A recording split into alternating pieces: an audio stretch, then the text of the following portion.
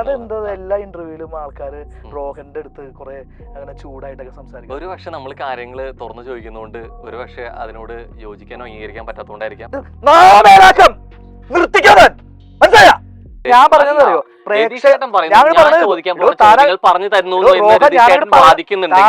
രതീഷേട്ടൻ ചുരുങ്ങിയ ഒരു 5 ചോദ്യങ്ങൾ ഞാൻ ചോദിക്കാൻ പോണ ചോദ്യം എന്നോട് ചോദിക്കണം. ഞാൻ പുറത്തുനിന്ന് ഓഡീഷന് പോകുമ്പോ ഞാൻ ബിഗ് ബോസ് മെറ്റീരിയലാണേ അയ്യോ എന്ന് പറഞ്ഞിട്ടല്ല ഞാൻ പോകുന്നത്. ജയിലിൽ എല്ലാവരും എന്നെ നോമിനേറ്റ് ചെയ്തു. എന്റെ കൂടെ ജിൻഡോ എന്ന് പറഞ്ഞ എന്റെ ചങ്ക് ഇല്ലെങ്കിൽ ആ ജയിൽ ടാസ്ക് ഇത്രയും ഭംഗിയാവില്ലായിരുന്നു. ജാസ്മിൻ ചില സമയത്തൊക്കെ ഇതേപോലെ ഒരു പുച്ഛഭാവം എനിക്ക് ഫീൽ ചെയ്യാറുണ്ട്. എന്നാൽ ഫയർ യമന ചേച്ചി ചിലപ്പോ ഒന്ന് കുളുക്കി കൊച്ചേന്നൊക്കെ തമാശക്ക് പറഞ്ഞിട്ടുണ്ടായിരിക്കാം. പക്ഷെ ഞാൻ പറയുന്നത് ഇപ്പൊ ആ കുട്ടിക്ക് കുളിക്കാൻ താല്പര്യമില്ലെങ്കിൽ നമ്മളെന്താ ചെയ്യാൻ പറ്റുക? പക്ഷെ മറ്റേ ചായക്ക് ഉണ്ടാക്കി കൊടുക്കുമ്പോ സൂക്ഷിക്കണം മാത്രം. നല്ല ആക്ടർ കേട്ടോ, അവര് നമുക്ക് നല്ല ആക്ടർ അങ്ങനെയല്ലല്ലോ. നമ്മള് ഗുഡ് ആക്ട്രസ് കിട്ടാൻ വേണ്ടിട്ടല്ല നമ്മൾ ബിബിയിൽ പോണത്. Jinto good person, brilliant player, പാവം, എപ്പോഴും ചിരിച്ചുകൊണ്ടിരിക്കുന്ന ആളാണ്. അർജുൻ നല്ല ഗെയിമർ ആയ കാരണമായിരിക്കാം അർജുൻ അവിടെ നിൽക്കുന്നത്. ഗെയിം കളിച്ച് ഞാന് വലിയ ഗെയിമറാന്ന് പറഞ്ഞ ഞാനിപ്പോ ഇവിടെയാണ് ഇരിക്കുന്നത്. ആർക്കോ വേണ്ടി തിളക്കുന്ന സമ്മാനം. ജാസ്മിൻ ഇപ്പൊ ഗബ്രി പോയപ്പോ നമ്മൾ വിചാരിച്ചത് എല്ലാരും വിചാരിച്ച എന്താ ഡൗൺ ആയി പോകുന്നു വിചാരിച്ച പ്രേക്ഷകർക്കും അല്ലെങ്കിൽ നമ്മളെപ്പോലുള്ള ആൾക്കാർക്കും തെറ്റി. കാരണം എനിക്കറിയാമായിരുന്നു ജാസ്മിൻ ഫയർ ആയിട്ട് വരും.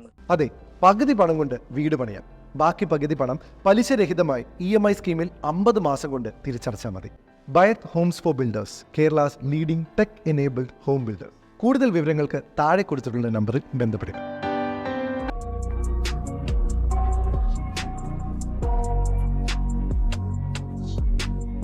നിങ്ങൾ കണ്ടുകൊണ്ടിരിക്കുന്നത് മൈൽ സ്റ്റോൺ മേക്കേഴ്സ്. കൂടെയുള്ളത് റോഹൻ. ഇന്ന് ബൈറ്റ്സ് ഹോം ഫോർ പ്രസൻസ് അങ്ങനെ പറ ഹോട്ട് സീറ്റിൽ രതീഷ് കുമാർ. നമസ്കാരം റോഹൻ, എന്തൊക്കെയാണ് വിശേഷം? സുഖമായിരിക്കുന്നു. വിശേഷങ്ങളൊക്കെ ഇവിടെയല്ലേ? ആ വിശേഷങ്ങൾ അറിയാൻ വേണ്ടിയിട്ടാണ് തൃശ്ശൂരിന്റെ മണ്ണിൽ തന്നെ വന്നിരിക്കുന്നത്. തീർച്ചയായിട്ടും ഞാൻ രോഹന്റെ പരിപാടികളെ കാണാറുണ്ട്. അതെ, അപ്പൊ ഞാൻ തല്ലൂടാൻ വേണ്ടിട്ട് കച്ചകെട്ടി ഞാൻ ഇറങ്ങിയിരിക്കുകയാണ് കേട്ടോ. ഇല്ല, ഞാൻ ഇറങ്ങിയിരിക്കുകയാണ്. ഇതിൽ തല്ലുകൊട്ടുന്നില്ല. നമ്മള് കൃത്യമായിട്ട് കാര്യങ്ങൾ ചോദിക്കുന്നു, നമ്മൾ സംസാരിക്കുന്നു. അല്ല, ഞാൻ ചോദിക്കുന്നത് അതെന്താ എല്ലാ ഇന്റർവ്യൂവിലും ആൾക്കാര് റോഹന്റെ അടുത്ത് കുറെ അങ്ങനെ ചൂടായിട്ടൊക്കെ സംസാരിക്കും. ഒരു പക്ഷെ നമ്മൾ കാര്യങ്ങൾ തുറന്നു ചോദിക്കുന്നതുകൊണ്ട് ഒരു പക്ഷെ അതിനോട് യോജിക്കാനോ അംഗീകരിക്കാൻ പറ്റാത്തതുകൊണ്ടായിരിക്കാം. മേ ബി ആ സത്യങ്ങൾ തുറന്നു പറയാൻ മടിയുള്ളതുകൊണ്ടായിരിക്കും. രജിസ്റ്റേട്ടൻ അങ്ങനെ തുറന്നു പറയാൻ മടിയുള്ള ആളാണെന്ന് എനിക്ക് തോന്നുന്നില്ല. തീർച്ചയായിട്ടും മടിയുള്ള ആളാണ്. കള്ളങ്ങളാണ് കൂടുതൽ. പക്ഷെ ഹോട്ട് സീറ്റിൽ ഇരിക്കുമ്പോൾ രജിസ്റ്റേട്ടൻ എനിക്കൊന്ന് തുറന്നു പറയാനുള്ള ഒരു സമയം കൂടിയായിട്ട് ഞാൻ തരികയാണ്, അല്ലെ? അങ്ങനെയൊന്നും എന്നെ രമണ ഞാൻ കൊറേ സംസാരിക്കുന്ന ഒരാൾ. ഒരു പക്ഷെ ബിഗ് ബോസിന്റെ ഒരു പക്ഷെ ചരിത്രം എടുത്ത് നോക്കി കഴിഞ്ഞു കഴിഞ്ഞാല് വളരെ അപൂർവമായിട്ടാണ് 2 പ്രാവശ്യമൊക്കെ എൻട്രി കിട്ടുക എന്നുള്ളത്, അല്ലെ? അപ്പൊ ആദ്യത്തെ ഒരു പോക്ക് അപ്രതീക്ഷിതമായിരുന്നു, പ്രതീക്ഷിക്കാതെ പോയ ഒരാൾ. ആദ്യത്തെ പോക്ക് അപ്രതീക്ഷിതമായിരുന്നില്ലല്ലോ. നമ്മള് സെലക്ഷൻ കിട്ടി പോയതല്ല ആദ്യത്തെ പോക്ക്. അല്ല, ഞാൻ ആ പോക്ക് ഉദ്ദേശിച്ചത് എവിക്ട് ചെയ്ത്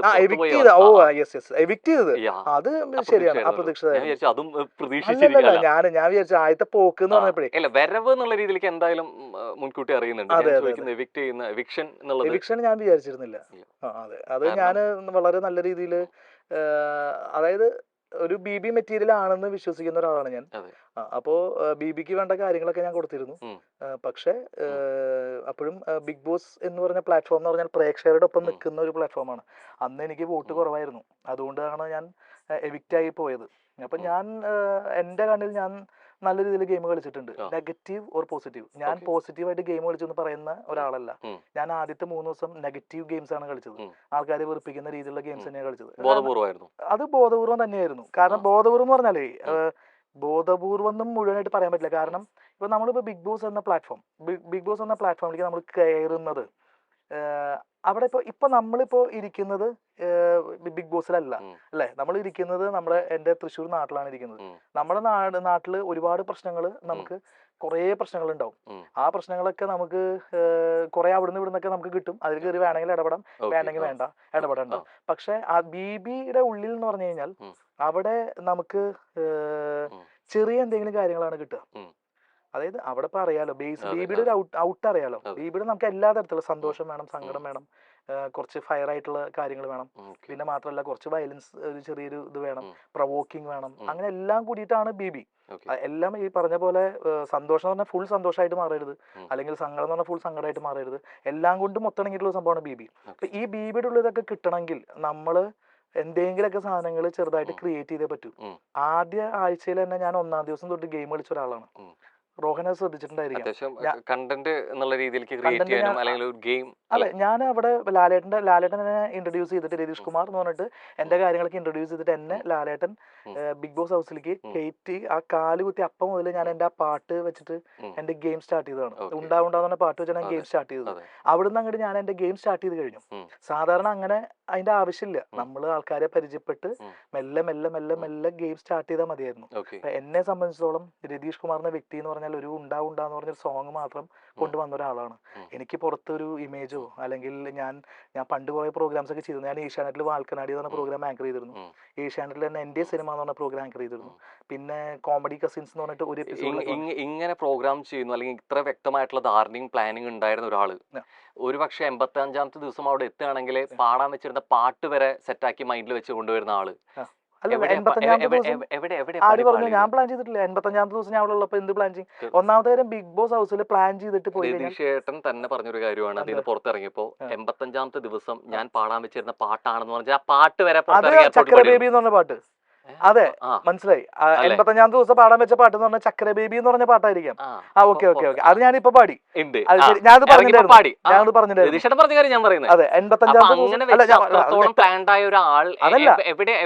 അല്ല, എനിക്ക് അത് കിട്ടട്ടെ. അതായത് താൻ പറഞ്ഞതിൽ പൂർത്തിയാക്ക്. അതായത് ഞാനിപ്പോ എഴുന്നേറ്റ് പോണോണ്ടിരിക്കണം. അതായത് 85ാമത്തെ ദിവസം പാട്ട് സെറ്റ് ചെയ്ത് വെച്ചു എപ്പോ ഞാൻ പറഞ്ഞു? ഇറങ്ങിയിട്ട് എയർപോർട്ടിൽ വെച്ചിട്ട് പറഞ്ഞു. പാട്ട് പാടും ചെയ്തു.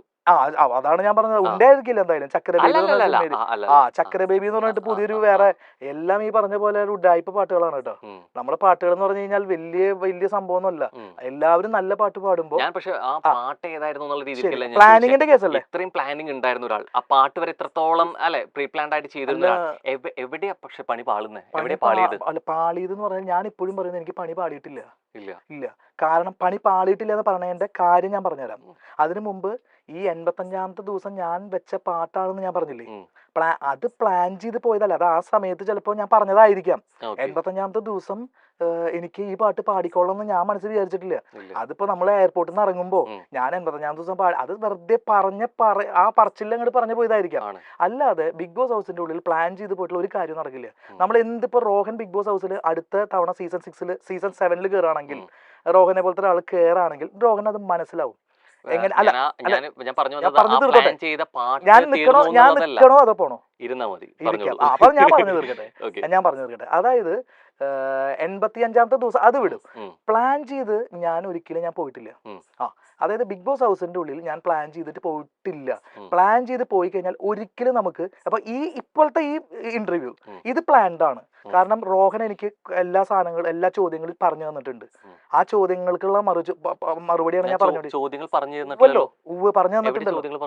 റോഹനാണ് എനിക്ക് ഈ ഇന്റർവ്യൂ തുടങ്ങാൻ പിന്നെ ചോദ്യങ്ങൾ പറഞ്ഞു തന്നത്. ഞാൻ ചോദിക്കാൻ പോകുന്ന 10 ചോദ്യങ്ങൾ അത് ഞാൻ പറഞ്ഞില്ല. കാരണം എന്താ വെച്ചാൽ ഇത് സസ്പെൻസ് അല്ലേ. ഞാൻ പറഞ്ഞതറിയോ, അത് ഞാൻ പറഞ്ഞില്ല.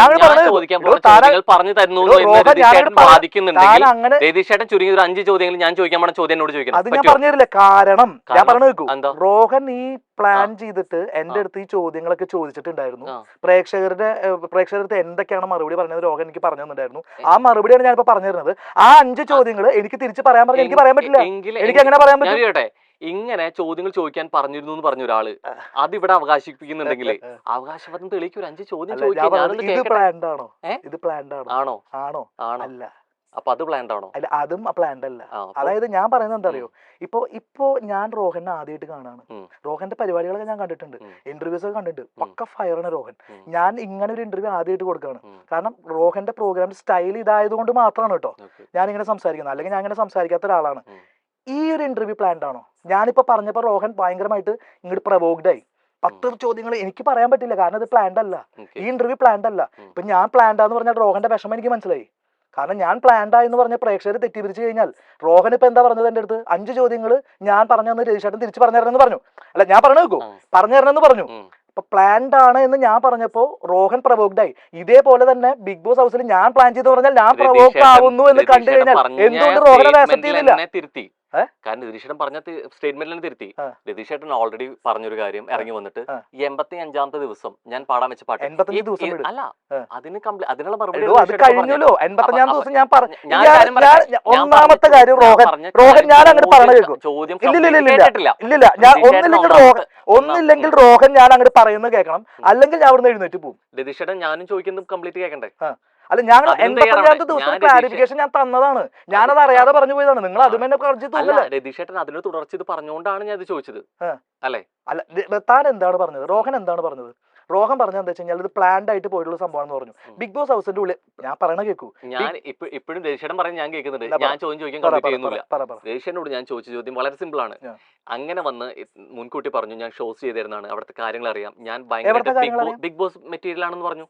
ബിഗ് ബോസിലെ കാര്യങ്ങൾ അറിയാം. ബിഗ് ബോസ് മെറ്റീരിയൽ ആണെന്ന് പറഞ്ഞില്ലേ? ഞാൻ പറഞ്ഞത് താന് റോഹൻ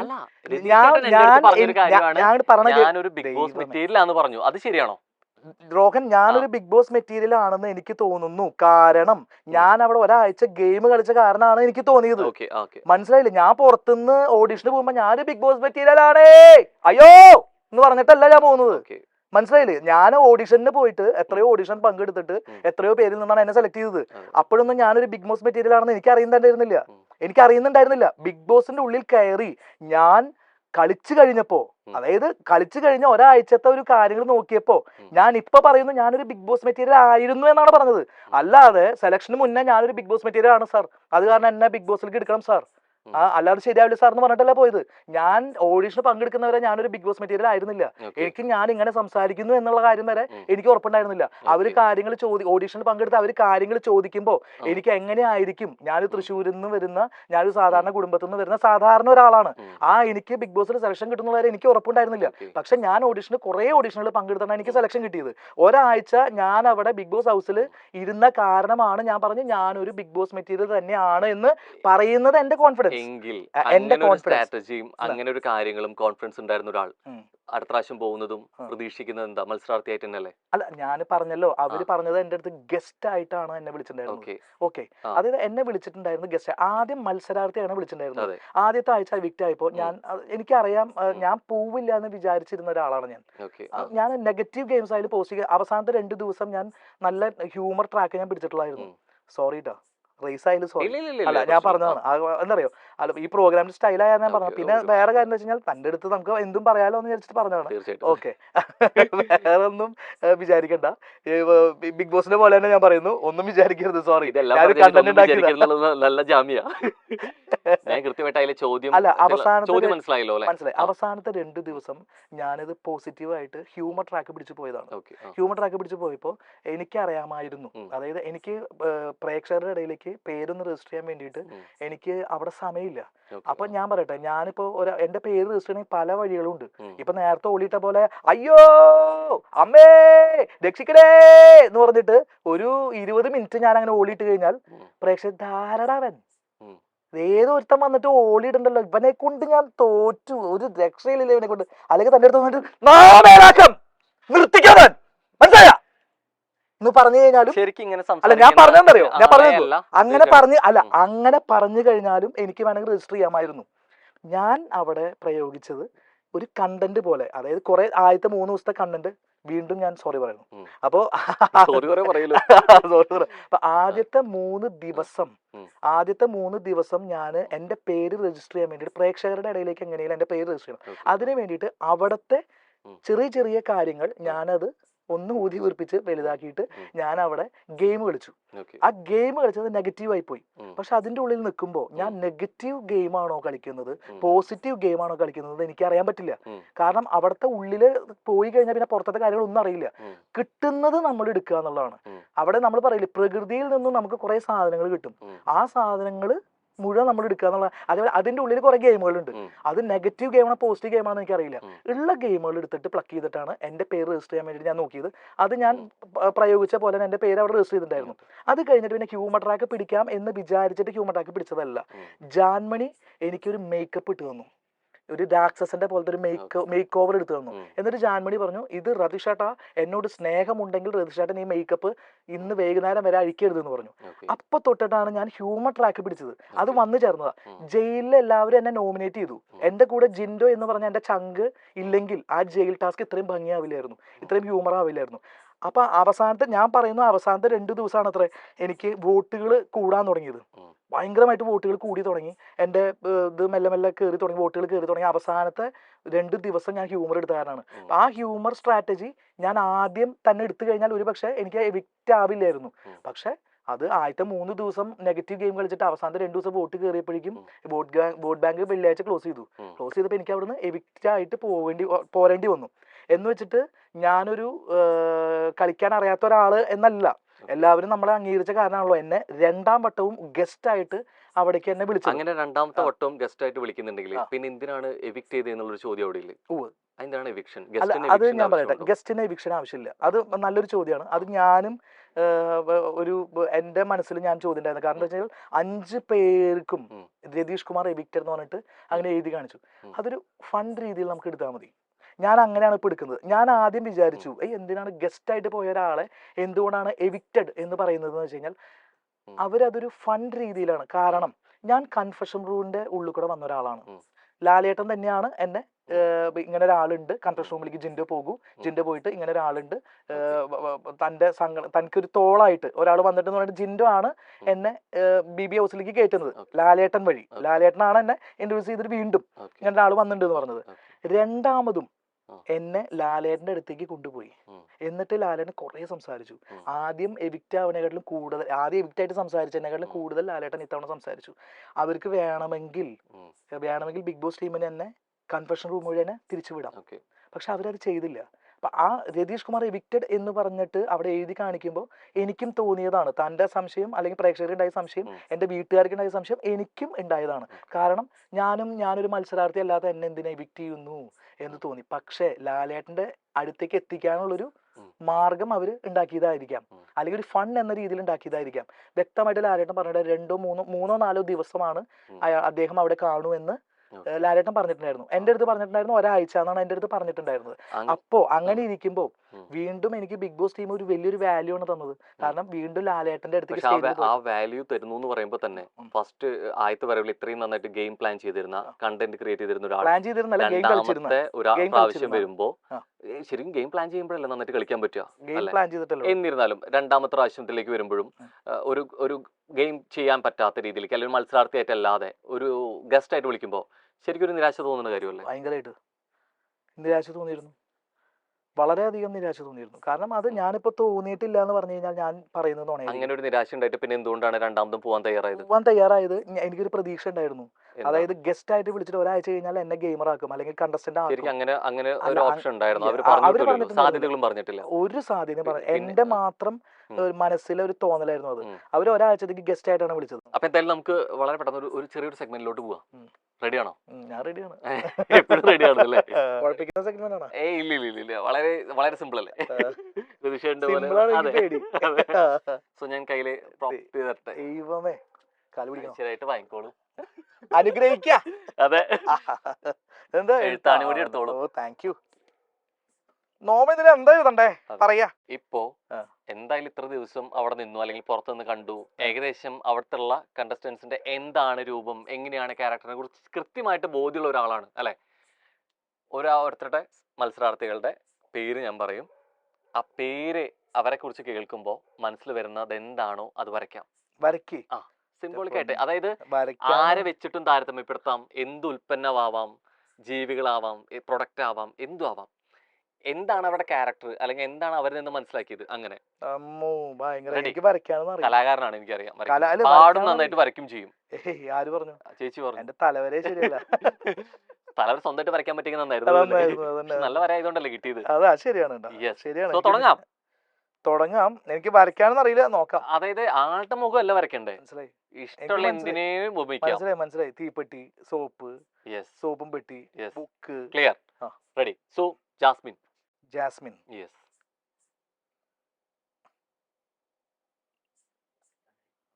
ആ സ്പേസ്, അത്യാവശ്യം ആ സ്പേസ് ഒക്കെ ഉപയോഗപ്പെടുത്തിക്കോളൂ. കുറച്ചുകൂടി വലുതാക്കി വരച്ചോ, നമുക്ക് ക്യാമറയിൽ കൂടെ പ്രേക്ഷകരോട് കാണാൻ വേണ്ടിയിട്ട്. അതല്ല, വര ഒരു സൈഡിൽ നിന്ന് തുടങ്ങിയിട്ടുള്ള അറ്റത്ത് എത്തുന്നുണ്ടെങ്കിൽ കുഴപ്പമില്ല. അല്ല, എല്ലാവരും വരയ്ക്കേണ്ടതില്ലേ? അല്ല, നമുക്ക് മായ്ക്കാം.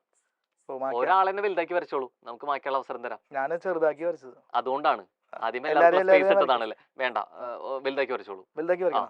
നമുക്ക് മായ്ക്കാം. യെസ്, കഴിഞ്ഞോ? കുറെ സമയം എടുക്കുന്നത്, പെട്ടെന്ന് തോന്നിയിട്ട് വരയ്ക്കാം. റെഡി, കാണിച്ചേ നോട്ടെ. എന്താ കവി ഉദ്ദേശിച്ചേ? ചില ആളുകളെ ഇടയ്ക്ക് ഒരു പുച്ഛത്തോടു കൂടി നോക്കാറുണ്ട്. പുച്ഛഭാവം, മുഖത്ത് പുച്ഛഭാവം ഉണ്ട്. ഇതൊരു പുച്ഛഭാവമായിട്ടാണ്. എന്നാൽ മുടി ഇപ്പൊ ഇങ്ങനെ ഞാൻ വെറുതെ വരച്ചതാ. അല്ല, മുടി ഇങ്ങനെ കിടക്കുന്നത് ഈ കുളിക്കാതെ ജാസ്മിൻ ആയതുകൊണ്ട് എന്നുള്ള ഒരു ഉദ്ദേശം ഉണ്ടോ? ഇടയ്ക്കിടയ്ക്ക് കുളിക്കാറൊക്കെ ഉണ്ട്. അതിപ്പോ എപ്പോഴൊക്കെയോ അവള് ഇങ്ങനെ പറഞ്ഞു പോയതാ. അതായത് ചില സമയത്തൊക്കെ ഇതേപോലെ ഒരു പുച്ഛഭാവം എനിക്ക് ഫീൽ ചെയ്യാറുണ്ട്. എന്നാൽ ചില സമയത്ത്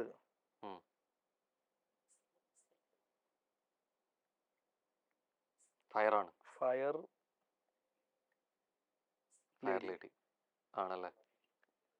ലേഡി കണ്ടോ? ഫയർ ലേഡി ചില സമയത്ത് ഫയർ ലേഡിയാണ്. ചില സമയത്ത് ചില കണ്ടസ്റ്റന്റിനോട് ഇങ്ങനെ പുച്ഛിക്കുന്ന പോലെയൊക്കെ തോന്നാറുണ്ട്. അങ്ങനെ തോന്നാറുണ്ട് എനിക്ക്. എന്നാൽ ആ കുട്ടി ഒരു ഫയർ ലേഡി തന്നെയാണ്. ഞാൻ ഈ ഒരു സമയം ഇങ്ങനെ ഫയർ ലേഡി എന്ന് പറഞ്ഞുകൊണ്ട് തന്നെ ഒരൊറ്റ വീഡിയോ ഞാൻ കാണിച്ചോട്ടെ ഈ ഒരു സമയം. ഓക്കെ, ഇപ്പോ വൈറലായിട്ട് ഓടിക്കൊണ്ടിരിക്കുന്ന ജാസ്മിന്റെ ഒരു വീഡിയോ ആണ്. ഞാൻ കണ്ടതാ. അത് നോറ പറഞ്ഞിട്ടല്ലേ? അതെ. അപ്പൊ ഈ കുളിച്ചിട്ട് വരുന്നത് ഭയങ്കര റയറായിട്ട് നടക്കുന്ന സംഭവമാണെന്നുള്ള രീതിയിലേക്കാണ് അത് ക്രിയേറ്റ് ചെയ്തിരിക്കുന്നത്. ശരിക്കും അങ്ങനെയാണോ? അല്ല, ആ കുട്ടിയുടെ കാര്യം ഞാൻ അതിലൊന്നും ഞാൻ എന്താ അറിയോ, അതൊക്കെ ഇപ്പൊ ഞാൻ കുളിക്കണോ വേണ്ടെന്നൊക്കെ തീരുമാനിക്കുന്നത് എന്റെ താല്പര്യമാണ് അല്ലെ. ഇപ്പൊ അവരുടെ താല്പര്യം ഇഷ്ടമുള്ള പറയുമ്പോ അത് തന്നെ ഇറങ്ങിയ യമുന ചേച്ചി പറഞ്ഞൊരു കാര്യമുണ്ട്. എല്ലാവരും കൂടി ഒരുമിച്ചുള്ള ഒരു സ്ഥലമാണ് അവിടെ. അപ്പൊ അത്രയും ഹൈജീൻ നീറ്റ് ആയിട്ട് ഇരിക്കുക എന്നുള്ളത്, മറ്റുള്ളവർ കൂടി ബുദ്ധിമുട്ടിക്കാതിരിക്കുക എന്നുള്ള കൂടി ഉണ്ട് എന്നുള്ളത്. ശരിക്കും ഒരാൾ വൃത്തിയായിരിക്കുന്നത് മറ്റുള്ളവർക്ക് കൂടി കംഫർട്ട് ആക്കാൻ ഉപകാരപ്പെടുന്ന കാര്യമല്ലേ? പക്ഷെ ഈ പറയുന്ന ആൾക്കാരൊക്കെ അവിടെ എത്ര തവണ പറഞ്ഞിട്ടുണ്ടായിരിക്കാം ഇങ്ങനെ പുറത്തിറങ്ങിയപ്പോഴാണ് പറയുന്നതല്ലേ? അല്ല, അവിടെ എനിക്കറിയില്ല. യമുന ചേച്ചി അവിടെ നിന്ന് പറഞ്ഞിട്ടുണ്ടായിരുന്നാ? പറഞ്ഞിട്ടുണ്ടായിരുന്നു. എല്ലാരും ഒരു തവണ പറഞ്ഞിട്ടുണ്ടാവും, ഞാൻ പറഞ്ഞിട്ടില്ല. ശരിയാ, യമുന ചേച്ചി പറഞ്ഞിട്ടുണ്ട്. അങ്ങനെ എല്ലാരും ഒരു തവണ പറഞ്ഞിട്ടുണ്ടാവും, ഞാനത് പറഞ്ഞിട്ടില്ല. കാരണം ഒരാൾ കുളിക്കണോ വേണ്ടേന്നൊക്കെ തീരുമാനിക്കുക. ഒന്നാമത്തെ ആ കുട്ടിക്ക് അറിയാം ഇതൊരു പബ്ലിക് പ്ലാറ്റ്ഫോമാണ്. ഇത് ബിഗ് ബോസ് പറഞ്ഞൊരു വലിയൊരു ഷോ ആണ്. ഈ ഷോയിൽ എന്തൊക്കെ ഹൈജീൻസ് അത്രയും നമ്മൾ കാത്തു സൂക്ഷിക്കേണ്ടതെന്ന് ആ കുട്ടിക്ക് അറിയാം. പക്ഷെ ഞാൻ എങ്ങനെയാണ് പറയാ? താനൊന്ന് ആലോചിച്ച് നോക്ക്. യമുന ചേച്ചി മകളെന്ന നിലയ്ക്ക് ഒരു യമുന ചേച്ചി എപ്പോഴും അവിടെ എല്ലാവരെയും മക്കളെ പോലെയാണ് കണ്ടിട്ടുള്ളത്. നല്ലൊരു ചേച്ചിയാണ് കേട്ടോ യമുന ചേച്ചി. നല്ലൊരു ചേച്ചിയാണ് യമുന ചേച്ചി. മക്കളെ പോലെയാണ് എല്ലാവരും കണ്ടിട്ടുള്ളൂ. യമുന ചേച്ചി ചിലപ്പോൾ ഒന്ന് കുളിക്കി കൊച്ചേന്നൊക്കെ തമാശക്ക് പറഞ്ഞിട്ടുണ്ടായിരിക്കാം. പക്ഷെ ഞാൻ പറയുന്നത് ഇപ്പൊ ആ കുട്ടിക്ക് കുളിക്കാൻ താല്പര്യമില്ലെങ്കിൽ നമ്മൾ എന്താ ചെയ്യാൻ പറ്റുക? പക്ഷെ മറ്റേ ചായയൊക്കെ ഉണ്ടാക്കി കൊടുക്കുമ്പോ സൂക്ഷിക്കണം മാത്രം. കാരണേ റോഹനിപ്പോ ഒരു ചായ കൊണ്ടു തരാണെങ്കിലേ നമ്മള് വിശ്വസിച്ച് കുടിക്കലുള്ളൂ. അതെ, അവിടെ ആണെങ്കിൽ ഫുള്ള് റേഷനാ. അവിടെ എന്ത് കിട്ടിയാലും നമ്മൾ കഴിക്കുന്ന ഞാൻ ചില സാധനങ്ങൾ ഞാൻ കഴിക്കാത്ത ഒരാളാ. ചില സാധനങ്ങൾ എനിക്ക് ഇഷ്ടമല്ലാന്ന് പറഞ്ഞ ആള് ഞാൻ അതൊക്കെ കഴിക്കുന്ന ആളായി മാറി. അവിടെ ഫുൾ റേഷനായി. ചായ എന്ന് പറഞ്ഞാ ഞാൻ വേറൊരു ഇതിൽ പറഞ്ഞിട്ടുണ്ടായിരുന്നു, അമൃതാണ് നമുക്ക്. ആ അമൃത ഒരാൾ കൊണ്ടുവരുമ്പോ നമ്മള് അതിന്റെ ഫ്ലാഷ് ബാക്ക് തപ്പി പോവില്ലല്ലോ. അതൊന്നും നമുക്കറിയില്ല, നമ്മളത് കുടിക്കും. പക്ഷെ ഞാൻ പറയുന്നത് എന്തറിയോ, അതിപ്പോ അങ്ങനെ ഒരു സംഭവം നടന്നു കഴിഞ്ഞാൽ വേണമെങ്കിൽ ആ അമൃത എടുത്ത് അങ്ങനെ തന്നെ കൊട്ടിക്കളയാം. അല്ലെങ്കിൽ ഈ പറഞ്ഞ പോലെ കൂടെ നിൽക്കുന്ന ആൾക്ക്, ഇപ്പൊ ഞാനാ കൂടെ ഉള്ള വെച്ചാൽ ഞാൻ പറയാം അത് മാറ്റിക്കോ ഞാൻ പറയായിരുന്നു. അപ്പൊ കൂടെ നിൽക്കുന്ന ആൾക്കാർ ആരാണെങ്കിലും അവർക്കും അത്. പക്ഷെ ഞാൻ എന്താ പറയാ, ഉത്തരം എന്താ പറയാ, നമുക്ക് കിട്ടിയ ഞാൻ കുടിച്ചിട്ടുണ്ട് ചായയൊക്കെ അവിടുന്ന് ഇഷ്ടംപോലെ കുടിച്ചിട്ടുണ്ട്. അതിപ്പോ എന്ത് ഇതൊക്കെ കാണുമ്പോഴാണ് എനിക്ക് മനസ്സിലാവുന്നത് എന്തൊക്കെയാ സംഭവം. ഞാൻ അത് നോക്കാൻ പോവാറില്ല. എന്നാലും അടുത്ത ആളിലേക്ക് പോവാം തീർച്ചയായിട്ടും. ശ്രീരേഖ.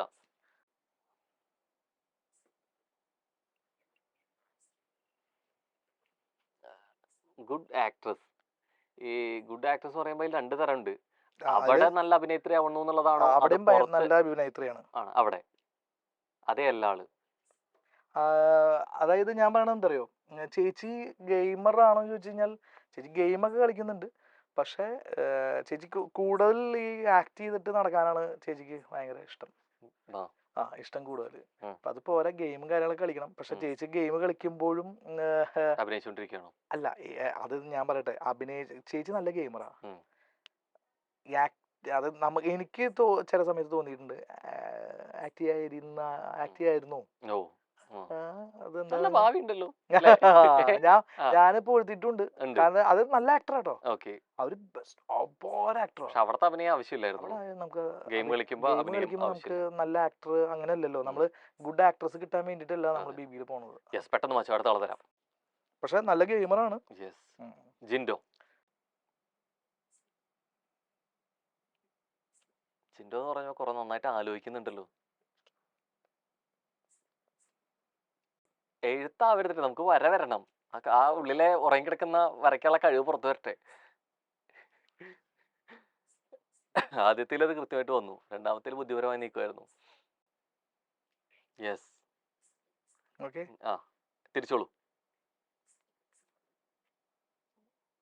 ഇത് എക്സാം കഴിയാറായി എന്ന് പറയുമ്പോൾ അവസാനം ധൃതിയിലിരിക്കുന്ന പോലെ. ഗുഡ് പേഴ്സൺ, ബ്രില്യൻ പ്ലെയർ, പാവം, എപ്പോഴും ചിരിച്ചുകൊണ്ടിരിക്കുന്ന ആളാണ്. അതുകൊണ്ടാണ് ഇതെല്ലാതും ഈ ഇമോജി ഇതിലാണ് പിടിക്കുന്നത് അല്ലെ. പുച്ഛത്തിന് വന്നു, ചിരിയിൽ വന്നു. അതുകൊണ്ടാണ് എല്ലാവരും വിഷ് ചെയ്യുന്ന ഒരു പാറ്റേൺ. പുച്ഛം ഇങ്ങനെയാ ഞാൻ വരച്ചത്. ഇത് ചന്ദ്രകല നല്ലപോലെ. ചന്ദ്രകല അവൻ എപ്പോഴും ചിരിച്ചുകൊണ്ടിരിക്കുന്ന ഒരാളാണ്. ഗുഡ് പ്ലെയർ ആണ്, പാവാണ്, ബ്രില്യൻ ഗെയിമർ ആണ്. ജിൻഡോ. മാച്ചോളൂ. അർജുൻ.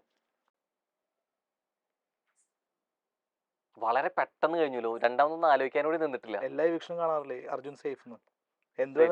എന്ത് വേണേലും നിങ്ങൾക്ക് തീരുമാനിക്കാം. അല്ല, ഞാൻ പറഞ്ഞത് എല്ലാ എവിക്ഷനും അർജുൻ സേഫ് എന്ന് പറയുന്നുണ്ട്. ഞാൻ ഇപ്പൊ പറയുന്നത് സേഫ് പ്ലെയർ ആണോ? സേഫ് ഗെയിമറാ. വേണമെങ്കിൽ ഞാൻ ഇതിൽ ഗെയിമർ എന്ന് ചേർക്കും. സേഫ് ഗെയിമറാണ് എല്ലാ കാര്യങ്ങളിലും. കുറച്ചൊരു നിഷ്പക്ഷമായിട്ട് നിൽക്കും.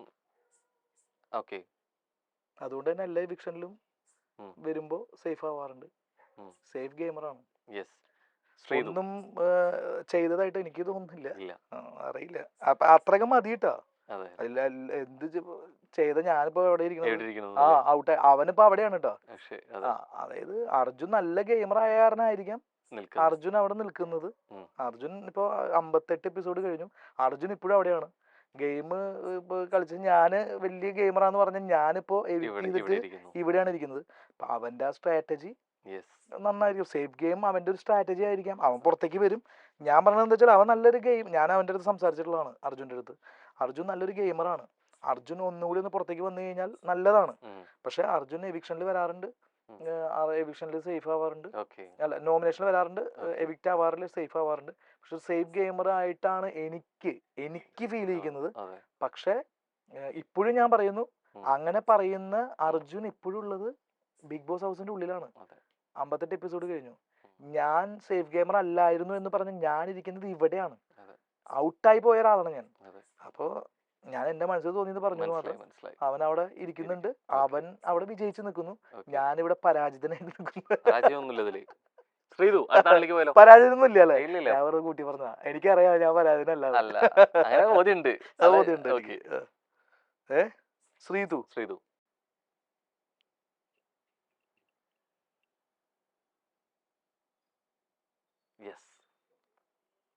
ആർക്കോ വേണ്ടി തിളക്കുന്ന സാമ്പാർ ആണ്. ആൾക്ക് വേണ്ടിട്ടല്ല പോയിക്കൊണ്ടിരിക്കുന്നത്. നേരത്തെ ജാസ്മിൻ ഗബ്രിയിലെ പറഞ്ഞ പോലെ ഇവിടെ ഒരു കോംബോയ്ക്ക് സാധ്യതയുണ്ടോ? എനിക്ക് തോന്നിയിട്ടില്ല. ശ്രീതു അവിടെ എന്താ അറിയോ, ശ്രീതുവിന് ഫയർ ലേഡിയാണ്. ഞാൻ 2 ദിവസം സംസാരിച്ചപ്പോ എനിക്ക് തോന്നി. പക്ഷെ ഞാന് പിന്നെ എപ്പിസോഡ് കാണുമ്പോഴും പുറത്തേക്ക് വരാൻ കുറച്ച് ബുദ്ധിമുട്ടാണ്. ഞാൻ അവിടെ ഇരുന്ന് സംസാരിച്ചു ശ്രീതുവിന്റെ അടുത്ത്. ഞാൻ ലാലേട്ടൻ്റെ അടുത്ത് ഞാൻ പറഞ്ഞിട്ടുണ്ടായിരുന്നതാണ്. ഞാൻ ശ്രീധുവിൻ്റെ അടുത്ത് 2 ദിവസം മുന്നേ, ഞാൻ വരാനായിട്ട് 2 ദിവസം മുന്നേ സംസാരിച്ചപ്പോൾ എൻ്റെ അടുത്ത് ഭയങ്കരമായിട്ട് ഇരിക്കും രതീഷേട്ടാ, കാര്യങ്ങൾ സംസാരിക്കുമെന്ന് പറഞ്ഞു. ഞാൻ സംസാരിച്ചപ്പോൾ ഞാൻ വെട്ടിൽ വീഴുന്നു വിചാരിച്ചു. അതേപോലെ ആ കുട്ടി സംസാരിക്കുന്നുണ്ട്, അതേപോലെ കഴിവുണ്ട് ആ കുട്ടിക്ക്. അപ്പം ഞാൻ ആ കുട്ടിയുടെ അടുത്ത് പറഞ്ഞു, അതായത് ഞാൻ വിചാരിച്ചത് താങ്കളൊരു സേഫ് ഗെയിമറാന്ന് വിചാരിച്ചത്, പക്ഷേ താങ്കളൊരു സേഫ് ഗെയിമർ അല്ല. താങ്കൾക്ക് തിരിച്ചു വരാം. അതായത് തിരിച്ചു വരാന്ന് പറഞ്ഞാൽ താങ്കൾക്ക് ഗെയിം കളിക്കാനുള്ള ഒരു സ്റ്റഫ് ഉണ്ട്, താങ്കൾക്ക് ഗെയിം കളിക്കാം. തിരിച്ചു വരാമെന്ന് പറയല്ല, ഗെയിം കളിക്കാം, താങ്കൾക്ക് ഗെയിം കളിക്കുന്ന സ്റ്റഫ് ഉണ്ട്, താങ്കൾക്ക് വരാമെന്ന് പറഞ്ഞിട്ടൊക്കെ മോട്ടിവേറ്റ് ചെയ്യാൻ ശ്രമിച്ചതാണ് ഞാൻ. പക്ഷെ അത് കഴിഞ്ഞിട്ടുള്ള എപ്പിസോഡ്സ് ഞാൻ കണ്ടപ്പോൾ അത്ര വലിയൊരു ഇതായിട്ട് തോന്നുന്നില്ല. ആർക്കോ വേണ്ടി ഒരു തിളക്കുന്ന സാമ്പാർ, അവനവന് വേണ്ടിയിട്ടെങ്കിലും കുറച്ച് ഇനിയെങ്കിലും തിളക്കട്ടെ. ഇനിയെങ്കിലും തിളക്കട്ടെ. തന്നോളൂ. Very thank you, thank you, very thank U.